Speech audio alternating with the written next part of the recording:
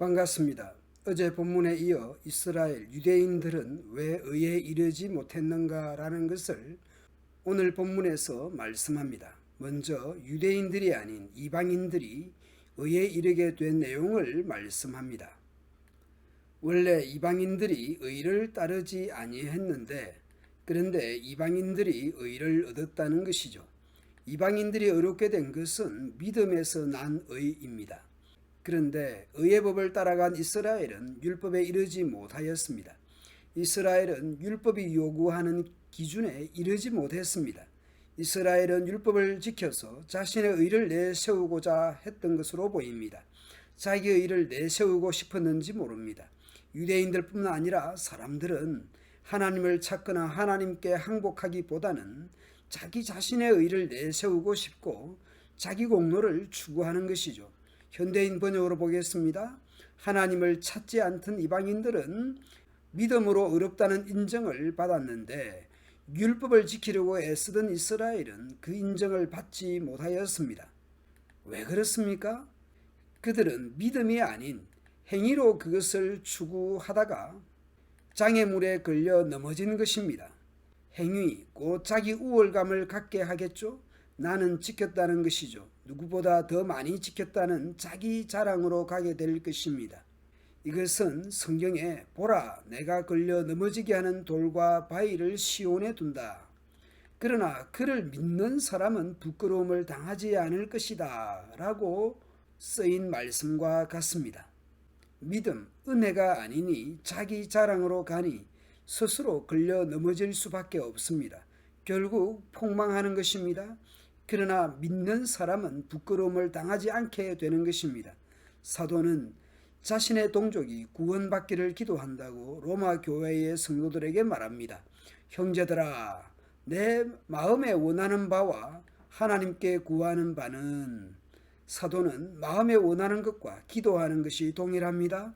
사도는 마음에 원하는 것을 기도합니다. 사도가 마음에 원하고 기도하는 것은 이스라엘을 위함입니다.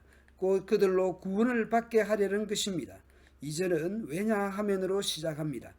왜냐하면 유대인들이 하나님께 열심히 있으나 올바른 지식을 따른 것이 아니기 때문입니다. 유대인들은 하나님께 대해 자기 나름대로는 열심히 있었습니다. 그러나 옳은 열심이 아니었습니다.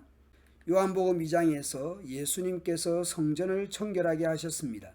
유대인들이 제사를 돕는다는 것을 위해 제물을 팔고 성전세 납부를 위해 환전을 해주고 했던 것이 결국 기도의 집이 아닌 강도의 소굴이 되고 말았던 것입니다. 하나님을 향한 열심이 아닌 전을 사모하고 자기 자신을 위한 열심이 되고만 셈입니다. 열심은 매우 좋은 태도입니다. 그러나 그 목적이나 방향이 잘못되면 심각한 문제가 되는 것이죠. 사도 바울의 경우를 보십시오. 갈라디아서에서 그렇게 고백하죠. 내 조상의 전통에 대하여 더욱 열심히 있었는데 결과적으로 하나님의 교회를 심히 박해하고 멸하게 되었다고 말합니다. 빌립보서 3장에서도 그렇게 말합니다. 율법의 의로는 흠이 없다고 자부했는데 결국은 하나님의 교회를 열심히 박해했다고 말합니다. 갈라디아서 4장의 다른 복음을 전하는 자들, 오늘날 이단의 열심은 대단하지요. 그러나 그 열심은 좋은 뜻이 아닙니다. 결국 교주화하거나 교주나 인간에 대해 열심을 내게 만드는 것입니다. 옳은 신앙, 옳은 열심은 어떤 것입니까? 올바른 지식에 따라야 합니다. 바른 방향, 바른 목적, 바른 수단, 방법이어야 합니다. 곧 모든 것이 성경적이어야 합니다. 무엇보다 하나님의 의나 하나님의 뜻이 아닌 자기의 의를 위한 경우들이 얼마나 많습니까? 하나님의 영광이 아닌 자기 영광을 위한 열심, 직분, 주장, 심지어 겸양까지 떨면서 자기의 의를 위한 노력, 열심들이죠. 자기의 의를 세우려고 힘써 하나님의 의에 복종하지 아니합니다. 현대인 번역은 이렇습니다. 스스로 의롭게 되려고 노력하며 의롭다고 인정받는 하나님의 방법을 따르지 않았습니다. 그러면 하나님의 방법은 무엇입니까? 하나님의 방법은 그리스도입니다. 그리스도께서는 믿는 모든 사람들이 하나님에게 의롭다는 인정을 받게 하시려고 율법을 완성해 주셨습니다. 하나님의 방법은 예수님이고 십자가입니다. 그리스도로 말미암아입니다. 스스로는 의롭게 될 수가 없습니다. 그리스도 외에는 다른 길이 없는 것이죠. 그리스도로 말미암아 의롭게 됩니다. 신앙생활을 하면서도 나를 내세우거나 나를 자랑하고 싶어 합니다. 그래서 비교하여 열등감을 갖기도 하고 우월감을 갖기도 합니다.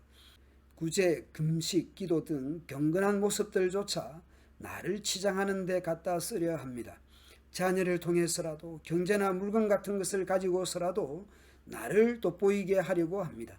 그러므로 구원자인 예수님을 우리 삶의 표준으로 삼아야 할 것입니다. 너희 안에 이 마음을 품으라. 곧 그리스도 예수의 마음이니 그는 근본 하나님의 본체시나 하나님과 동등됨을 취할 것으로 여기지 아니하시고 오히려 자기를 비워 종의 형체를 가지사 사람들과 같이 되셨고 사람의 모양으로 나타나사 자기를 낮추시고 죽기까지 복종하셨으니 곧 십자가에 죽으심이라. 자기를 낮추고 죽기까지 복종하셨으니 곧 십자가에 죽으심이라. 오늘도 우리를 구원하신 그 예수님의 마음을 품고 살아가는 한 날 되도록 합시다. 감사합니다.